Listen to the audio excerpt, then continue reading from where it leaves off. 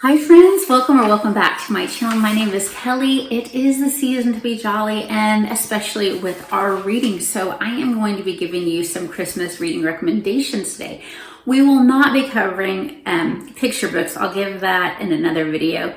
But what I will be covering is our types of classics, cozy mysteries, children's books that aren't picture books, and I'll talk about some books I suggest for Advent readings.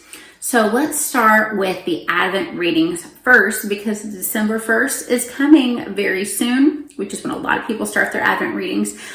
I forgot to grab the book, so I'll just put pictures up. I have already completed 2 of the books in this series with my kids, and that is Jotham's Journey and Bartholomew's Passage, and that's by Arnold, Ytreeide. And they are books that are fictitious accounts, for the most part, of events leading up to Christ's birth. But what it is it's following someone in the days of Christ's birth up to that point, and it's leading us and getting us excited for Christ's birth, and it's pointing us to Christ through these characters' fictitious journey. And I will tell you, I would not just hand these to my kids to read by themselves. There are some scriptures in there. There was one time last year where I disagreed with something theologically, and we discussed that as a family. I feel like everything is very good theologically for the most part. The other thing is there might be some things here and there you might want to skip based on the age of your children and their sensitivity, because it will, from time to time, talk about some of the violence that was happening from the Romans towards the Jewish people. So I would definitely be the one to read it to the kids. It is meant for kids and families, but the author doesn't shy away from the reality of what it was then. So also the best thing I would recommend, and I did talk about this last year, but I think it's worth mentioning again, the book of Luke. You have just enough chapters to get through your Advent, and there could be nothing better, really, honestly, to read about the birth of Christ and his life, his death, and his resurrection to prepare us for Advent. All right, so Hallelujah is another one that I have done with my family, with my kids, and this is by Cindy Rollins. She is known for writing about homeschooling, but you could do this whether you are homeschooling or your kids are traditionally schooled as an Advent study and readings, and it's so much fun because it is readings that is based off, you listen to the Hallelujah part of the Hallelujah leading up to the Hallelujah chorus, the handles Messiah every day, and of course you end with the Hallelujah chorus. So you are listening to parts of it throughout your Advent season, and I thought it was really well done. So that is just amazing suggestions. People have done a lot of work to prepare these books to make them, good for the whole family. I will talk about classics now. Now, we're not going to repeat talking again about Christmas Carol, Little Women, things like that I've already done. But we are going to talk about Agatha Christie first, because there are 2 ones that I would consider classics by her that really stand out to me in my memory of reading books at Christmas time. The first one I read last year, and that's A Star Over Bethlehem. And The Star Over Bethlehem, and that's a collection of works that it will be very different from what you've normally read of Agatha Christie, because she's known to be Queen of Mysteries, right? And these are not mysterious short stories at all. They are poems and Christmas short stories that are beautiful and poignant and not at all in any way, shape, or form related to a mystery. They're just lovely, though. And next, I want to recommend a book that is a mystery by her. And this one is very different from your typical Agatha Christie mystery. I won't tell you why, because that'd be giving a lot away, but it is The Adventure of the Christmas Pudding. This is a Hercule Poirot mystery. you've got him coming, and staying with a family, and there is conflict at Christmas dinner, and one thing leads to another, and then there is a dead body. So give it a try. I find it to be a very interesting one. All right, now let's talk about one of my favorite Christmas short stories, and that is The Gift of the Magi by O. Henry. This is such a short story, but it is full of so much love. It is about a husband and a wife that cannot afford to give each other a Christmas present.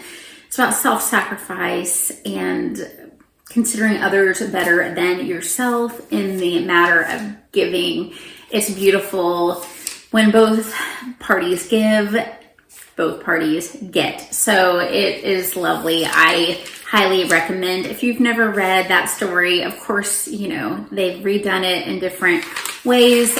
I know that they have done a version of it with Mickey and Minnie even. So I think that, I can't remember if that's Mickey's Once Upon a Christmas or Twice Upon a Christmas. I think it's Once Upon a Christmas. You can watch that after you read it. Cozy Mysteries. Okay, so I talked about reading some Jacqueline Frost Christmas Tree Farm mysteries this Christmas season, but I read the first two last Christmas season, The 12 Sleighs of Christmas and The Night Before Christmas. Jacqueline Frost / Julianne Lindsay / Bree Baker and some other names I think that she publishes under, does a really good job of getting that mystery in there in a way that is fun and surprising. But she also really knows, and she's definitely known for this, how to write a sheriff and small town girl romance. All right, and then A Nutcracker Nightmare. This is by Christina. Is it Razam or Raman? I'll put a picture up and I'll put it in the description. But this is A Nutcracker Nightmare is the story of someone that gets murdered with a nutcracker, which is horrifying, but very on point for Christmas. The lead character has a chocolate shop, which Christmas and chocolate, two things that you can't get much better than those two things, other than books, of course, and Jesus. Jesus is first. All right, now we're going to go into, these are clean, cozy romances and family stories. So I like Melody Carlson for these types of stories. So last year I read A Royal Christmas, and this is so stereotypical, but I loved it. So very much the story of, you've got a girl who finds out that she is royalty, and so she goes to this random country, and it just has such a beautiful Christmas vibe. It's done in a way where you actually don't hate the father that she never knew, and there is a romance in there as well. Then there's The Christmas Bus by her as well. And this is more of a family community story. We've got a couple that owns an inn, and this other couple who are expecting a baby come driving through town in a bus, and it breaks down basically in front of the inn, and this lady that owns the inn and the community kind of take them in. It's a church story as well. The church, you deal with like the different personalities and the church members. It's fun. All right, now Richard Paul Evans is really good for a feel-good Christmas book, and The Christmas Box, I believe, was his first one. This is a story about a family that moves in with a widow and how she impacts the dad of the family's life, especially. It's just so sweet. It's so meaningful, just deeply meaningful. I don't want to give too much away. Then another one that I've read by him is the Noel letters. And this is about a girl who finds out that her father is very close to passing away.